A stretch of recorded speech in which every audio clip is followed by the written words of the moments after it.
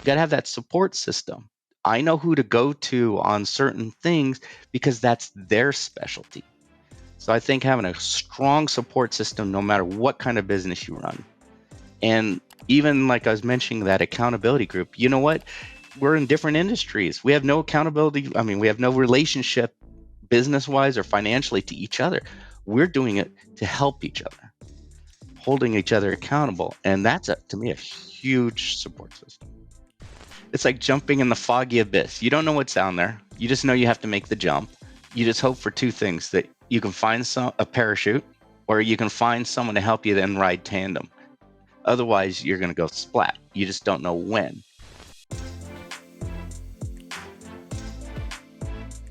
Our guest today has an impressive track record to skyrocket predictable profits through clarity of message, mission, and management. He has built and implemented game-changing strategies that gain a competitive edge for long-term success. He's created and owned 7 six-figure businesses, operated 3 other businesses generating between 20 and 35 million in gross revenue. He's operated divisions of 3 brand name Fortune 500 companies. In less than an hour of meeting with your business, he can uncover 50 to 100,000 in hidden revenue without spending more on your marketing or advertising budgets. Hey, that's music to my ears. Welcome to the show, business coach, or should I say biz coach, Steve Feld. Thank you very much, Mike. Glad to be here. Yeah, I'm excited because you come with this incredible story of how at different points of your career, you kept going up to the next level, right? Something we talked about off camera before press and record is that we talk about fulfillment, and you just continue to rise. And that's why I wanted you on the show. You inspired me when I met you a couple of weeks ago, and I'm excited to unpack your story. Thanks. It's all about moving forward. I mean, business owners, it's a lonely world out there. It is. We can all learn from each other, Yeah. Well, it's funny. You said moving forward, and I said unpack, and you just moved, and you're unpacking boxes and kind of in a new chapter of your life, which is exciting. It is. And that's the thing. It's like business owners get to a certain level. Are they happy there? Some are. Mm-hmm. Some aren't. Or are you going to take it to really fulfill your passion and your dreams and move the dial? That's where I think always the magic happens. Then you get to that next plateau, and it's like, ready to do it again? Let's keep on going. Well, that's the thing. I mean, it's driven by purpose. You're not, it's not necessarily like, hey, we need to make X, Y, and Z in business. Of course, it's financially driven. When you build teams, you got responsibilities, and you want to see it financially successful. It's silly. Why would you not? But the difference in it being, a business that's basically breathing like a human that's existing, opposed to something that's purpose-led and driven.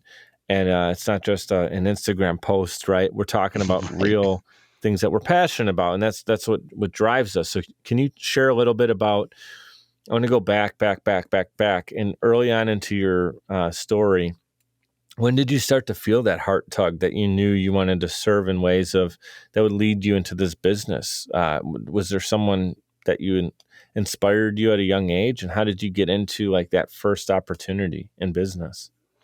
Yeah, well, my parents are entrepreneurs. They each owned a business. So I had the 2 working parents. But I think my entrepreneurial journey kind of like mirrored them. Is I'm started selling sodas, chips, and candy out of my locker in elementary school. Well, it progressed in junior high, and then high school it turned into term papers, and college it definitely turned into term papers. And it was like I always had that entrepreneurial spirit, because it's like the way I looked at it, it's like I'm passionate about helping others grow to their potential and achieve their goals. And then when I started in my own businesses, my first business was writing business and marketing plans for techies. I'm not a techie. I don't speak tech.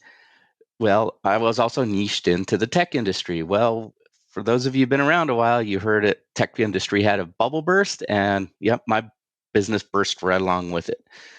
So, but I could do one of 2 things, and that's where I thought my passion really lies. Is like I can curl up in a ball and cry like a baby, which a lot of entrepreneurs do, and then give up and go get a job, or come on, let's think this through. Go get some support, go get some help, bounce some ideas off, and get back on that horse. And that's what I did. less than a week later, after my whole business crumbled, watching the tech bubble burst, I lost everything. All my clients, all the stock options, poof. When And it was was this? hard. Was this in like 08, or was it what? Or was this earlier? Was this like Earlier? Yeah, the '08, I actually had a 99 retail business. 2000? Yeah, the whole tech bubble just Okay. popped. And yeah, '08, '09, the economic Because downturn. 08 was that '08 was more of the real estate deal, but That's was tech. it 99 2000 Yeah, was the like burst? Yeah. the big burst then. Yeah, I have to say, like, I totally agree with you about entrepreneurs, but I will say that to speak, of ones that don't give up, I'd say it's a resilient group of people. I mean, you don't It start a is. business unless you know, like, that you do it for that crazy, typically heart tug. You don't walk away from a job or financial stability to just start something so you can beat yourself up. That sounds a little ridiculous, but I'll say it's the craftiest group of people I've ever been a part of, and exactly like you mean. You're resourceful.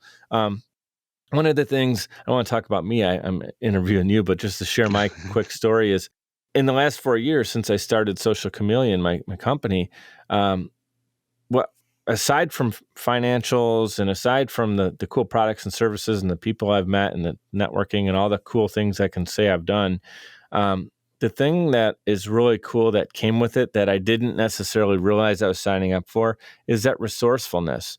Like, if somebody makes plans with me and part of the plans falls apart, I I don't even ask others to figure it. I just like, okay, so if the map isn't working, we're going to go here, we're going to do this, and this can happen here. And it's just a matter of, like, if you and I say we're going to come up with a new product or service and something goes wrong, we don't say we're just not going to do it because the first door we walked into it's locked. No, we're going to go look for other doors.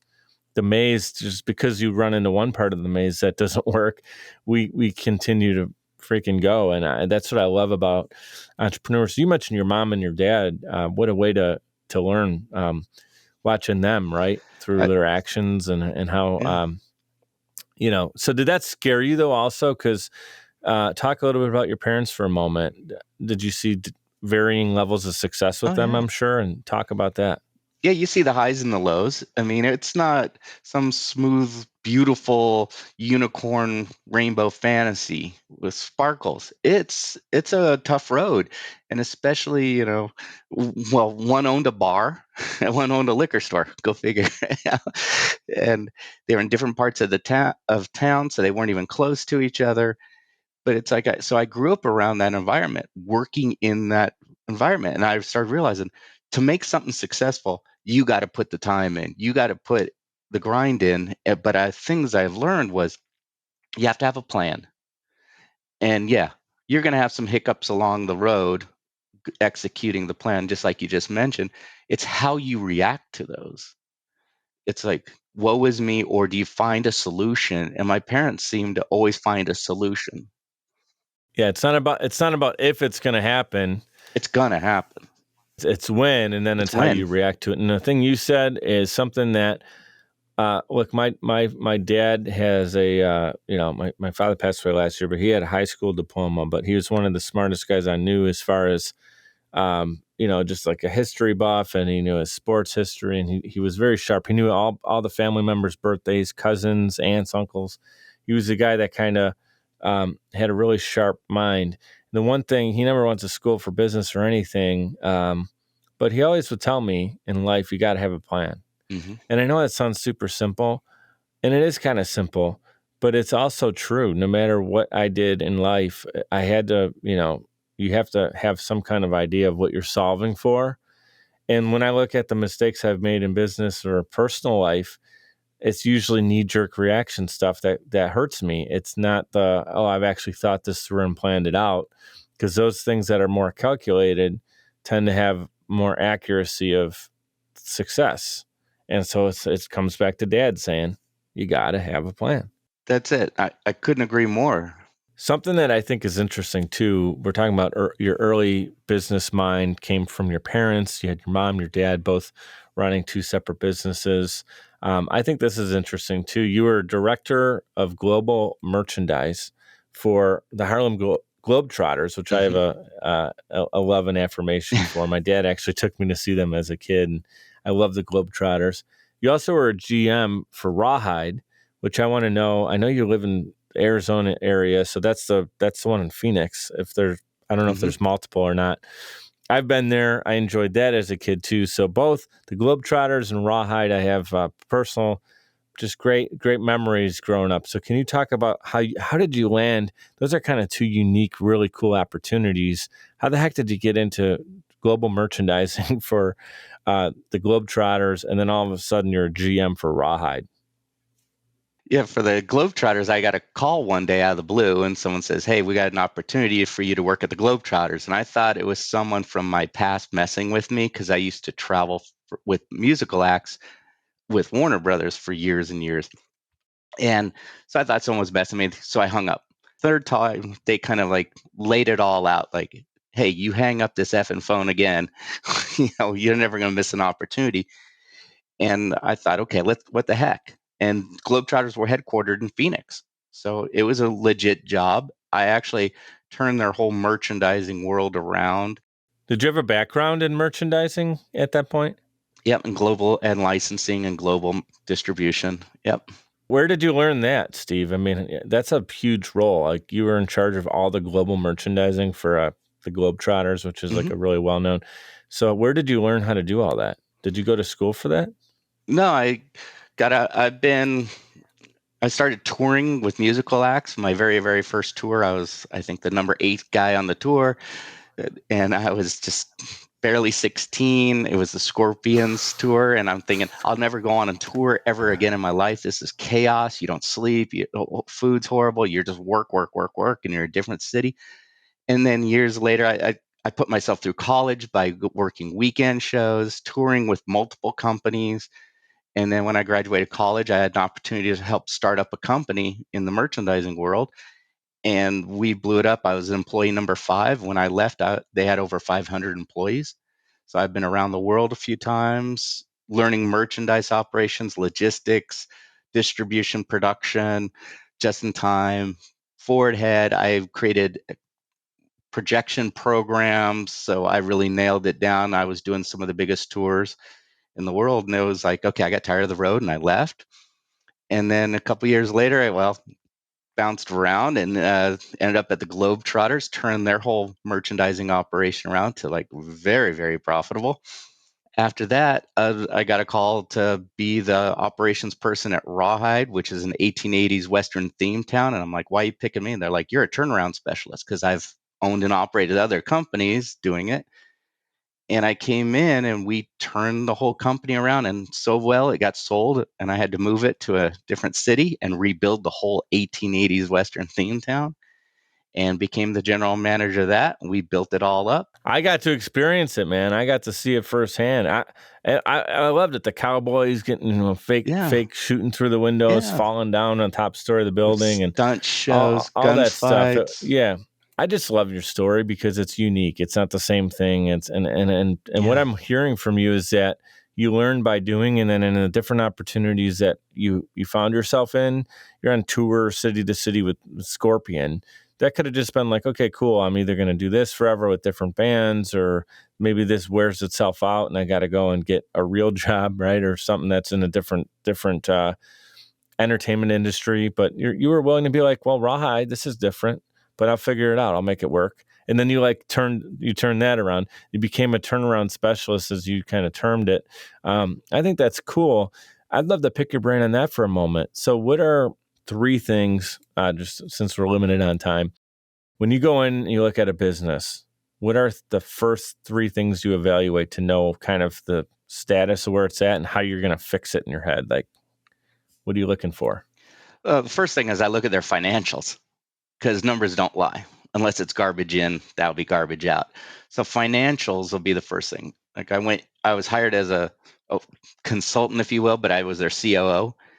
And my very first board meeting, because I was part of the board, I'm not even hired on technically for another 3 weeks. And the CFO is giving their report. And I'm like, okay, I know numbers. I know how to read financials. I don't have a clue what this guy's talking about. I said it out loud and I'm thinking, great, I'm going to be fired by the board before I even start. And they go, wow, that's a big revolution. I'm like, what do you mean? They go, we can't figure out what he's been saying for 8 years. I'm like, oh boy, we got bigger problems here. Hold the Everybody's phone. been doing the old head nod in the board meeting, but nobody's going, no one's saying it. Johnson, how are we getting to these numbers? Okay. Yeah. And I was the first person to like voice it. And I'm thinking, okay, this is the quickest gig I've ever gotten, right? I mean, I'll be in and out before my year's up. And they made me the CFO too. What a lesson right there, guys. Vulnerability is okay. Steve's looking at it like, man, I don't totally understand the analytics here, but it was because the analytics kind of had holes in it. And if he would have just played the look smarter than you actually are, then he wouldn't have helped them and he wouldn't have been helping himself. That's it. But they liked the fact that you were like, something doesn't look right here. I'm not getting a full grasp of it. And they looked at you and they didn't say like, well, you're not qualified like we thought you were. They said, man, what's going on? Something doesn't seem right. They just asked me that one question. It's like, when I said, this doesn't jive, I mean, we're getting a 4-inch packet for financials. Guys, this is a board meeting. We should be getting 4 pages. And they all go, I agree, and all this. And I'm like, does any of you understand what's in this? And they're like, no. And I'm like, that's a problem. Right there is one of the biggest problems you have in your business. You don't know your numbers. They got rid of him, made me the CFO, and then I started full audits across the board, internal audits, and then also HR audits, because that's usually where a company's bleeding and they don't even know it because it's HR. It's okay. And then also their marketing and advertising. It's like, how are we getting the word out? Is it a consistent message? Is this consistent with your brand? Does it make clarity to your prospects and your clients? And that wasn't working. They had disjointed messages, and it's like, oh boy. So it was a lot of work. Yeah.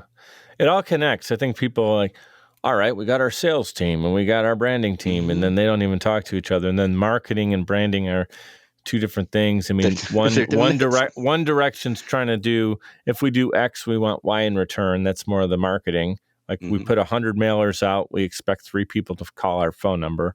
It's the oldest, kind of marketing. Or billboard, 10,000 people drive past this. We need 10 people to buy our services for it to pay for itself, or whatever, 100 people. And they know their numbers. This is the traffic in the city. This is, But then the branding is just more like, what do people feel and think about when they experience our products, services, the people of this company? And that's like more of, when you think of Apple computers, I like using Apple computers. So right away when I think of it, it makes me think of the things I get done and create with Apple products. Some people don't. But it's just, you think of Disney, you think of the moments with your family when you go there, what it feels like, and you just have to say the word and it all comes with it. And that's the brand.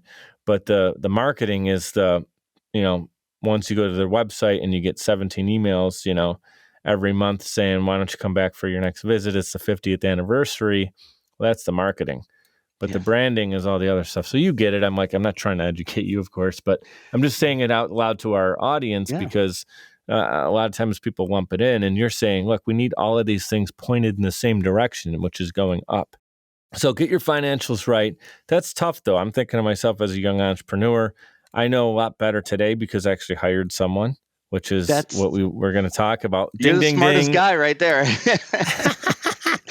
I hired someone who's smarter than me to look at it. But guess what? Michael Jordan had a coach. I know you say this all the time. Yeah. Yeah. I mean, a fitness coach, a dribbling coach, a passing coach, a shooting coach, a free throw coach, he had all these head coach, right? Offensive coach, defensive coach.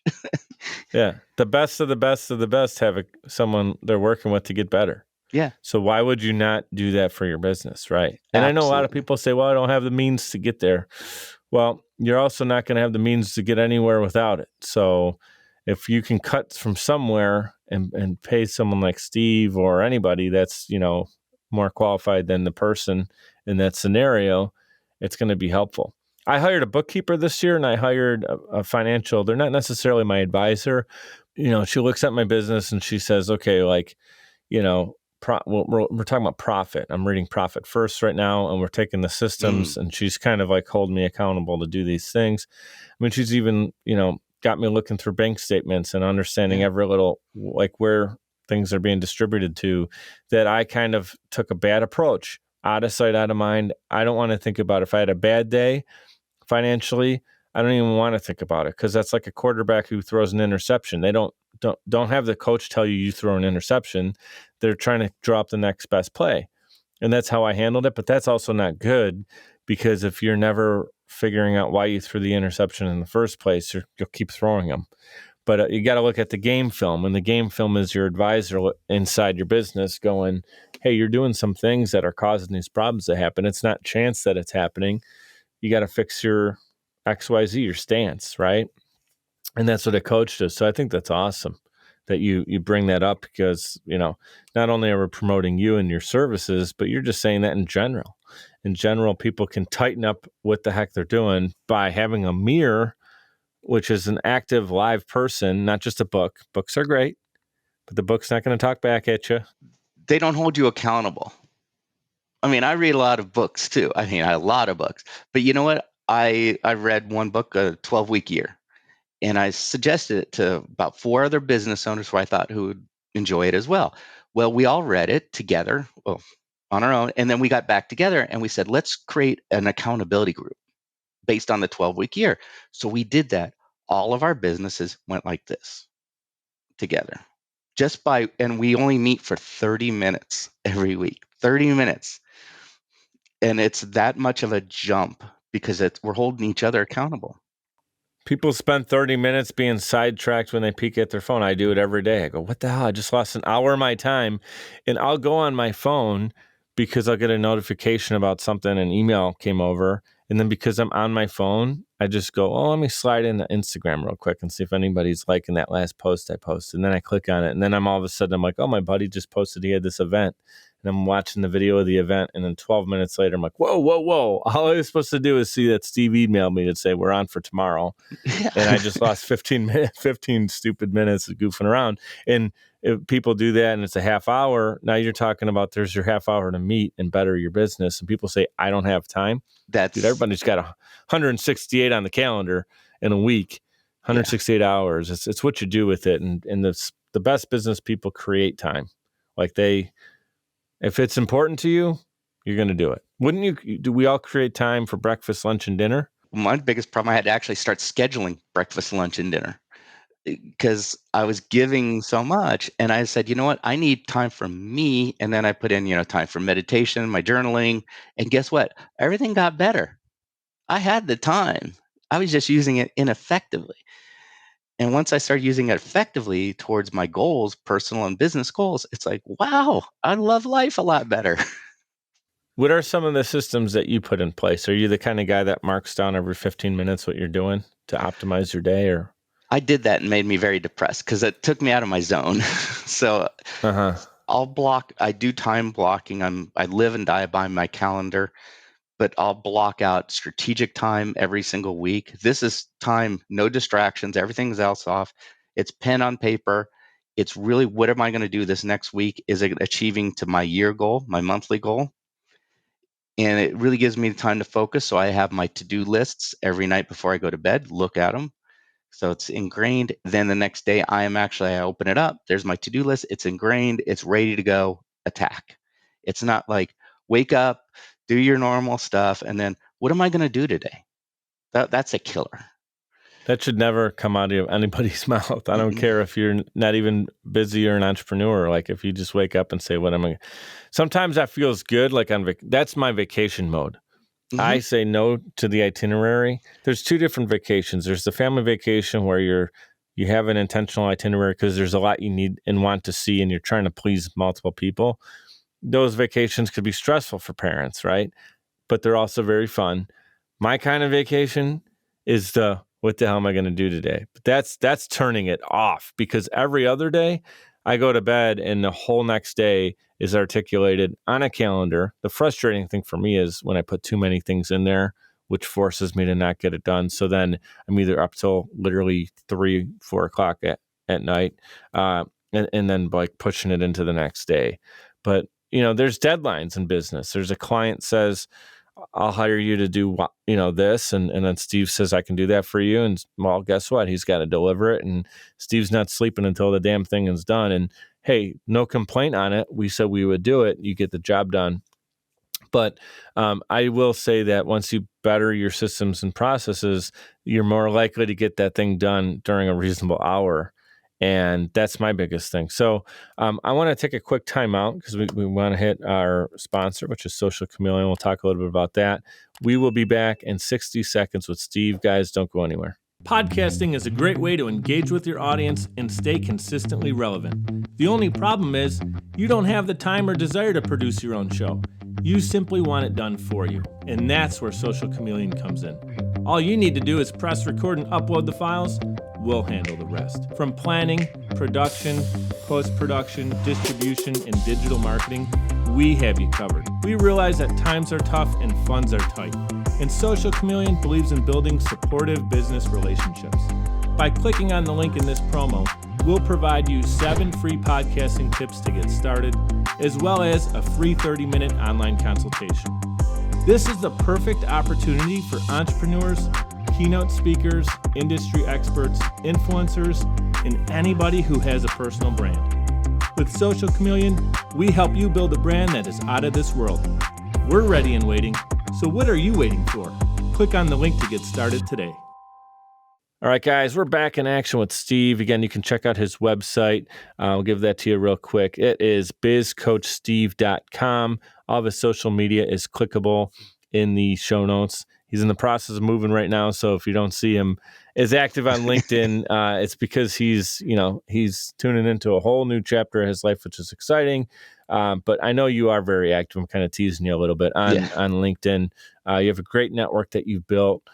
Let's talk about that. I mean, behind every great business owner, successful entrepreneur, great person, whether it's an athlete, a movie director, someone that we see on the cover of a magazine, they're not doing it alone. Can you talk about the community that goes with success in business? Absolutely. I mean, you got to have support systems in place. You were talking about, bringing on a coach. It's like I had one business and I was miserable in it. I felt like I own a job, and that's not a good, happy place to be in. It doesn't help your family life either. And it just drains you and brings in a lot of negativity. I said, I can't live like this anymore. So I went and looked for a coach. The second I got a coach, within 45 days, all of a sudden everything changed. My outlook, everything started changing. As I progressed through multiple businesses, I also realized I need a support system. I can't do everything myself. Just like you mentioned, bringing on a CPA, a good CPA, a good bookkeeper. If this isn't what you love and you're not passionate about it, do not do it. It's going to cost you not only how many, well, that's God knows how many that's hours. The problem, Steve. I wasn't doing it, so it wasn't getting done because I hate it. I don't like Excel spreadsheets. It's not fun for me. They make me quiver. And you're like 90% of small business owners. They don't understand numbers, so let's keep it away from me. But hire those people, get them on your team. It's like, okay, when I'm working with a client, I'm well versed in HR, but do I want to go into a business and set up their employee policies and do all this stuff? Heck no. But guess what? I have a support system around me. I know I have vetted these people. They are unbelievable. They are passionate about HR. Guess what? I bring them in. Does that make me and my client a lot better? Yes. So you got to have that support system. I know who to go to on certain things because that's their specialty. So I think having a strong support system, no matter what kind of business you run, and even like I was mentioning, that accountability group, you know what? That kind of, we're in different industries. We have no accountability. I mean, we have no relationship business wise or financially to each other. We're doing it to help each other, holding each other accountable. And that's, to me, a huge support system.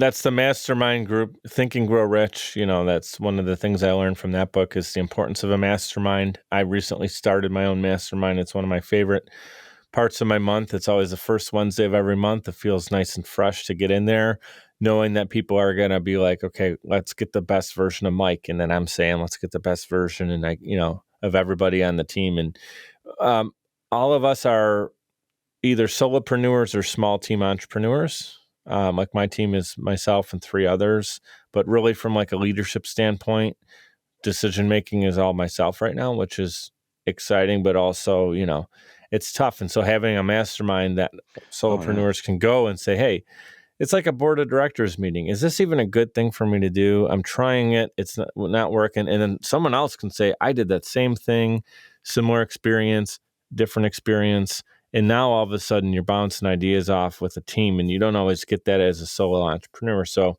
I'm encouraging the audience, if you feel kind of stuck, maybe the people around you aren't resonating at the same level. Hey, cool. As long as you understand it, family's great. And I love my family. I'm Italian. We're all about family. But at the same time, they don't understand that a lot of the crazy, if not all of the crazy parts that go into the business that I run. And, I think they, I don't know if they'll ever get it, and that's fine. But I need to get myself around people who do get it and understand it and appreciate the things I'm doing, and then can even coach me up, like you said, or bring the best out of me. And so thank you for sharing that. Anything else you'd like to say for that kind of the solopreneur who might feel stuck right now? Maybe they're limited in resources, but they're also around bickering. Hey, when are you going to get a real job? You tried this for 2 years and you're not successful yet. Go back to selling insurance or whatever it might be. So what would you tell that person right now? Yeah, I agree on getting in a group, because I've facilitated many mastermind groups and building up a new one right now.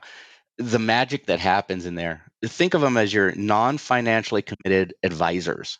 Where else can you get that? Yeah, you do have to pay usually to get in a good mastermind group, but I swear to God, your ROI is going to be, it better be tremendous. Get with people or like-minded people. If you're around the negative Nellies, that's dragging you down. It's dragging everything you do. You might not realize it or not. It's dragging you down. So get around people that can be supportive. Even your local chamber, they're all there trying to make better their business.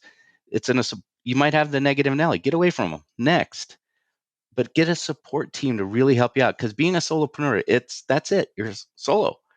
And by getting the feedback, you think you can do it all yourself. I'm telling you right now, I've seen it, I've been it, done it, lived it. You can't. You do need help, and find the right people. Even when you're doing the right things, Steve, you don't know if you're doing the right You don't things. know it. You could be thinking, How do you know? Yeah. What do you compare it to? Nobody's there to say, this is good. Like if you're a quarterback and it's the first time ever playing football and you throw 500 yards and 6 touchdowns, but you've never done it before. You don't even know, is that good? And did I do it right? Right. Holy smokes, you're fantastic. This is perfect. You're this business is going great. But until you have someone and others that you can work with, you don't necessarily know. Or you could be doing the right things, but a small part of it wrong.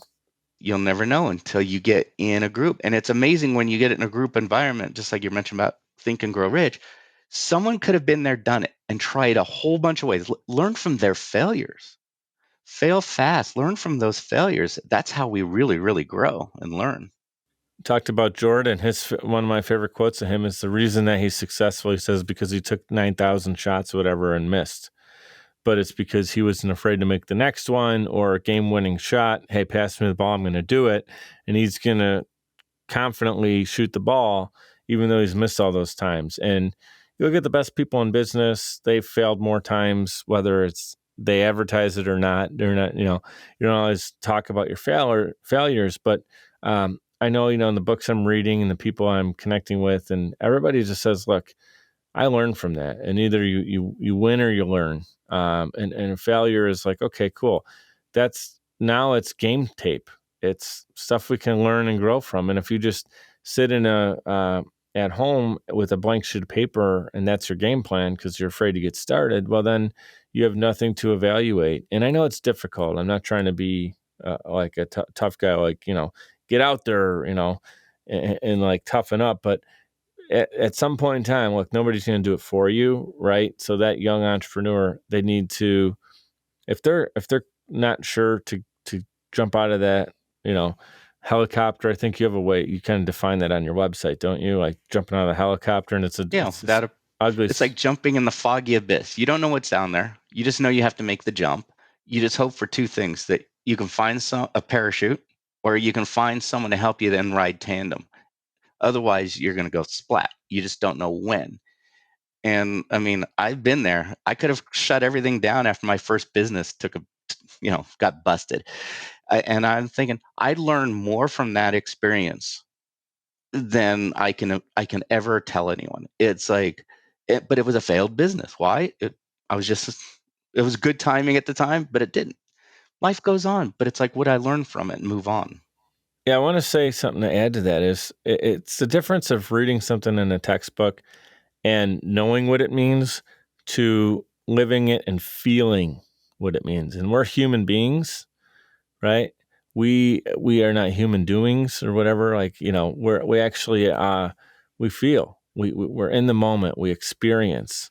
And I do feel like the things I've learned, good, bad, and ugly in business, are so different compared to anything I experienced in school. Not even trying to shoot school down, but just saying I forgot a lot about what I learned in school because it was just words on a page and things I needed to remember. But I'll tell you, I can remember every feeling I've had in business over the last 4 years: the good, the bad, the ugly, the scary. I'm feeling it just like um, it's crazy. It's crazy. And I know it's why I got that little streak of white hair that hides behind my headset here. I know This we is got a from couple more kids. minutes. That's kids. Yeah. I have a beautiful 6-year-old daughter. So right now, she definitely keeps me on my tippy toes and she's a sweetheart. But thankfully, I don't have too much white hair from her, at least yet. But when she's 16 years old, that's going to be a whole different ballgame. Well, I have a teenage daughter right now, dude. I'm telling you, we just wait.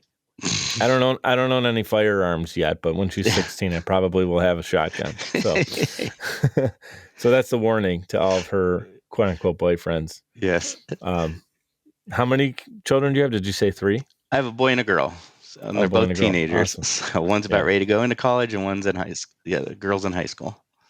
Cool, man. That's awesome. Yeah. Being a parent is just such a cool thing. It's a whole nother interview we could talk about, but it's just great. It's like leading your family is different than the business, but there's a lot of common denominators and things there too. And I'll say this again. I'm talking a lot more on this interview than I usually do. I like to shut up and just listen, but the conversation hits home with me today, and we're talking about parenting for a moment. I will say the things I've learned in business, I now use into my parenting with my daughter, where like I correct her when she says the word I can't do that, or I can't do that. And I just noticed her say it. And she's 6 years old. So I'm trying not to be too tough, but I'm working on getting it out of her vocabulary. And I don't want it to be some scar that she has of like, oh my God, my dad was so hard on me. He always said, he forced me to say I can do stuff. I don't want her to take it where she's turned off by it, but she's not. She gets excited we play with her toys, and I even have them act things out like, move this water bottle from here to here. And the one guy says, I can't. Well, because it's bigger than he is. He's so small. Hey, maybe if he makes a couple phone calls to his friends and they all push it together, can they move it? Oh, yeah, they can. So she sees like, oh, when you run into a roadblock, saying I can't just ends it, where the entrepreneurial mind is like, let's figure out if we can Figure out a tow solution. this thing or figure out a solution. And I have her figuring out solutions. And it's also a confidence thing too, where Mm-hmm. she'll say, yes, I can. She had struggles going down a slide, the medium to big size slides at a park. They scared her for a while, and now she goes down them. And what does she say when she's sliding down? Yes, I can. It's pretty cool.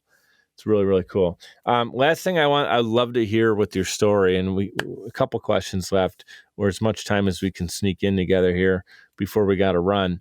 I'd love to hear like who your biggest positive influence has been in your life, whether that's family, a mentor, public figure, and then we'll kind of follow it up from there. But who's someone who just, man, you just feel it when you think about it. Someone popped in your head right now. Yeah, I've had like two great mentors in my life. One, I was young and dumb, very young and dumb, very young, early teenager. But here's someone who was in their 70s who has owned and operated multiple very successful businesses. They build it up from scratch, sell it off. That was their MO. They go, I'm I'm not Phil Jackson who takes good and makes them better. He goes, I'm Larry Brown, takes it from nothing and creates an unbelievable team and then moves on to the next one. And I started learning a lot about business from him and his resilience. And he kept saying, and I should have listened to him back then, that he kept saying, always get support, always get support. And it took me a long time to figure that one out. And then another one I had was, he always said, you can always find a solution to everything. Just stop. Whatever you do, if you're frustrated, whatever it is, just stop, take a deep breath, and let your mind relax for a moment. He goes, watch what'll happen. It'll pop right in. And I started doing that. And I'm like, oh my gosh, my creative went off the It's level. Almost like your soul is creating it for you. The solution comes to you. Yeah. And, the third eye, right? But not only that, I never saw him get mad, never saw him get frustrated, never saw him get wound up. And he goes, guess what? This will pass. Mm-hmm. It'll be over with here in a few moments. It's how you're reacting to that scenario that will dictate your character too. I'll say this too. I mean, being an entrepreneur where things go awry more often than you don't want them to, I've become more of the personal head coach for myself, just where I find myself a lot cooler, calmer, collector. And look, being an Italian, we have this gasket that just bursts when something small goes wrong. And, love my dad, but he was very much like that. A bill came in the mail and it was the wrong amount. So he's freaking out. He's throwing his hands up in the air, like, got to make the call and correct this problem. And someone's driving too slow in front of him. Oh my God, what's this guy doing? And it's like, now I just very much put things in perspective. Like, hey, it's still a great day. It's all perspective of, is this really the end of the world? This can be fixed and we'll take care of it. I'm going to find the solution. There it goes back to that. Find the solution and not get worked up, because two people have the same thing happen to them. One guy gets worked up. He's heated. He's screaming. He's flipping out. He or she, they're going crazy. The same thing happened to this person. And they say, we're going to find a solution. We're going to make it happen. I got to do these next 3 things, and it's going to better the situation. Who's got a better chance of getting to turning it around? This guy's just heated, and it's still the same problem. And this person's already thinking about fixing it. And this same 5 minutes spent, what's the point of getting all burned out? And I know I still catch myself doing it at times, but now I go from catching myself to taking action to fix it, where in the past, it would ruin my whole day. That's it. And it, not only that, it's emotionally tolling and health. And people don't realize it. It's like, yeah, I used to be that guy flying off the handle. It's like, then I started like, hey, I don't feel so good. Yeah. I'm getting nowhere by being getting mad right absolutely nowhere. Yeah. I mean, I used to get burned up when I'm a Buffalo Bills fan, born and raised in Buffalo. And when they would lose when I was a kid, like teenager, I mean, I would be in my bedroom Sundays and just feel like the whole world was over. And now I still love the team as much. I'm still as crazy and I follow the team as much. But when they lose, it stings. But then I'm like, I got a big day tomorrow for myself. And these guys, I love the team, but they got to focus on what they're doing tomorrow, and I have my own life to live. And so if they win or lose, it's really not dictating my happiness anymore. And I think that's where it gets a little murky for people, is like, if you're having a good or bad day because of a sports team winning, you got to figure out what's going on with the rest of your day. I think that's really profound, right? Like, if you're not getting any happiness today until my New York Yankees or my Buffalo Bills win, then dude, you got to start to look at the other parts of your life. And it'll add to a great day. Like, if I have a great day plus the Bills win, beautiful. Excellent. If I have a great day and the Bills lose, hey, the Bills lost. I don't like it. I don't like the way it makes me feel, but I'm on to what I can control. There you go. That's it. And I think that's the best thing we can do. And I'm not asking people to not have emotions. Sports are great. Some of my favorite moments with my father were watching the great Yankees teams of the 90s. We have some of the best bonding moments. Sports bring people together. I just interviewed a world-class athlete, rugby player, prior to interviewing you today. And we talked about how everything he's learned on the field applies to his life and business. It's a beautiful thing. Sports are great. But the problem is when people use them to dictate their happiness. That's when it gets problematic, right? Oh, I agree. We will be back in 60 seconds with Steve. Guys, don't go anywhere. Hey guys, it's Mike. I'd like to give a proper shout out to Navigator Bookkeeping. Look, for a long time, I ran my business without really understanding the full financial picture. I used my gut and my bank account balance to make decisions, which led to some poor choices and constant stress over my business's finances. I knew something needed to change. At the beginning of 2021, I made a decision that helped pave a more clear path for my business. I started working with Navigator Bookkeeping. Since then, my bookkeeping has been handled for me. I now understand the full financial story of my business, making important financial decisions much easier now, and it helps me plan for where my business is going. I highly recommend giving Navigator Bookkeeping an opportunity to help your business. Check them out at navigatingyourbooks.com. Again, that's navigatingyourbooks.com. It's time to know the full financial story of your business. Here's what I'd love to do, Steve. We're going to wrap up and put a bow on this episode. And so I want you to think right now, you're the author and the protagonist in your own life story, and you get to write the ending, right? And I always say, God willing, you live a long, prosperous life. You continue to thrive like you already are. You're looking back, you're reflecting on it, and you get to define your legacy. What would that be? Yeah, one of my long-term big goals, obviously retired, not on a beach. I'm not a beach person, but maybe in the mountains somewhere, being from Colorado. But I want to create something that, obviously has residual income coming in. It has quite a few people working in it, but they're all happy, productive, and they're achieving their goals in their life, because that's what I'm about too. Is like, I've always had tons and tons of employees. One of my things is like, are you happy? Don't worry about the bloody business. Are you happy? And I want to create that where it's a community that we're helping other business owners of all sizes, solopreneurs all the way up to, multi-million dollar, $100 million companies. The whole point is, it's like, are we helping them achieve their business and their goals? Well, why not do that with my people as well? So I definitely want to have that community created, obviously being profitable, which it will be, and but just to live it and start. I love once you get to that stage in your business when you're managing your business, not being managed by your business, that's a beautiful place. And I love that place. And that's where I want people to be the doers and I'm the visionary. And that's a great place to be. And that's where I try to help a lot of our entrepreneurs, is like, stop being the technician, the manager, and the entrepreneur all at the same time. You can't. Too many hats, yeah. You only have 100%. Think about going to a restaurant and the host who greets you at the door also sits you at your table. Then they also serve you and get you your menus. They pour your drinks. They bring over your drinks. They bring over the thing of bread. Then they take your order. Then they go into the back room. They make the food. And then they come out. And then they take care of anything else that you need. Then they walk you to the front of the restaurant. And then they cash you out. Okay. That can happen. I can see somebody pulling that off. But now, how many tables does that one singular person actually help? And I'm using the restaurant example because we all can mentally walk ourselves through that story. But if that's a different business, it could be anything, a software company. How many tables can you set and walk people through? You're really limited.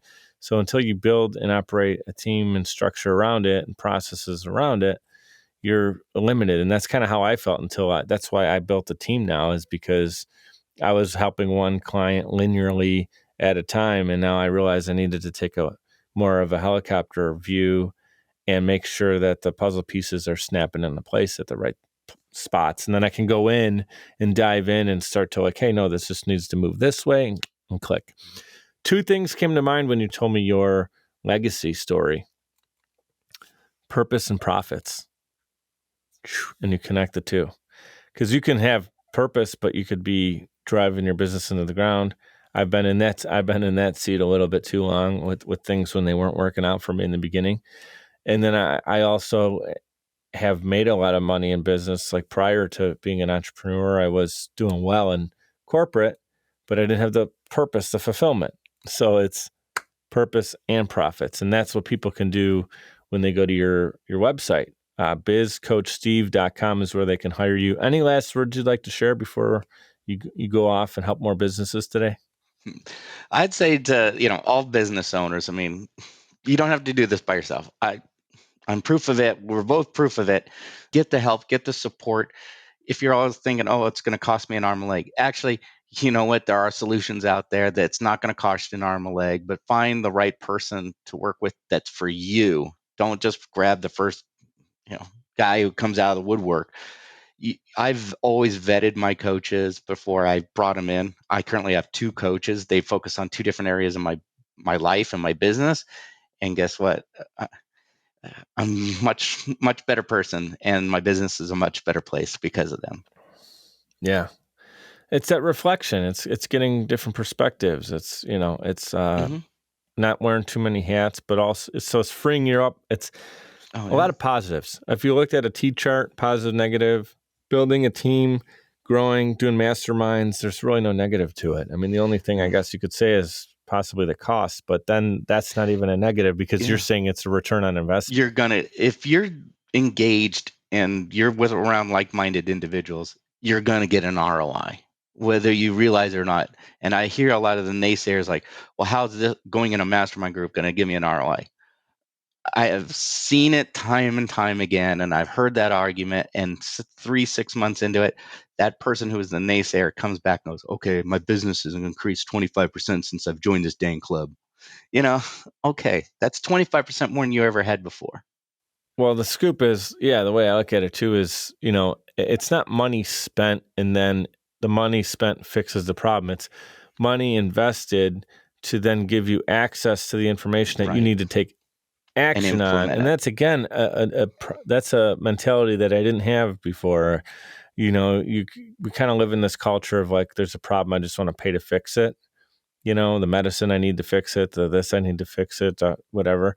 But it's more so like investing in the information that we need to take action on. And guess what? We also live in a world where there's this thing called the internet and Google, and most of the information can be at our fingertips for free. So there's really no reason if someone's kind of comes up short from an information standpoint, that's not a bottleneck. I mean, go and find it. But then there's the next step is, okay, now you're hiring professionals that can work with that information and help you out, which is really when you unlock it. Really, this was a really a little bit more of a workshop type interview. A lot of times it's longer backstory and setup, but with you, I wanted to get you on, and I wanted to kind of pick your brain. So the young, and it doesn't always have to be young entrepreneurs, but people that are either where they know they are today, and they say, this is where I am, like a growth chart, and they just put a little circle and they put today's date, and they go, this is where I want to go, and they can listen to Steve.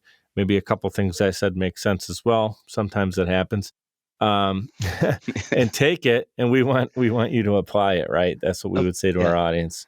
And reach out to us too. I'm always available, but can people hit you up on LinkedIn and just say, hey man, I feel kind of stuck, and then they can schedule some time with you? Is that basically the easiest way to go about it? Yeah, I mean, I always open it up to all entrepreneurs. It's like, hey, get on a call with me for 15 minutes. It's not a sales call. I'm not trying to sell you anything. What I'm going to do is, okay, a lot of times I've had people call me up. They go, I just want to talk. And for 15 minutes. And because you have no one else to talk to, they can't talk to their spouse, they can't talk to their employees, they have no one to talk to.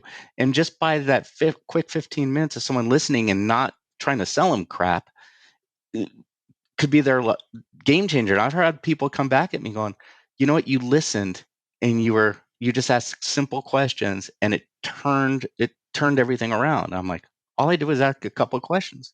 That was the most important and best thing you could do was listen. And that's always the answer, right? I mean, the best salespeople are not speakers or talkers or presenters. They're listeners, understanders.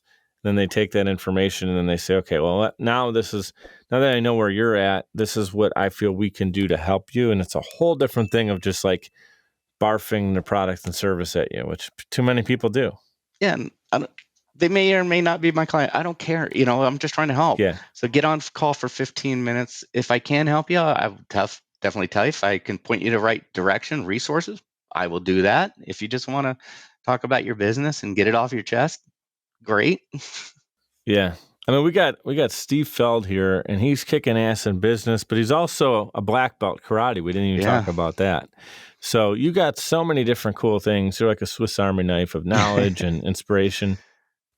Keep kicking ass and doing what you're doing, and I'm honored to kind of take you aside for an hour and pick your brain today. And I see us doing this more often. Maybe we're in a network, in a mastermind group together at some point. But this is awesome.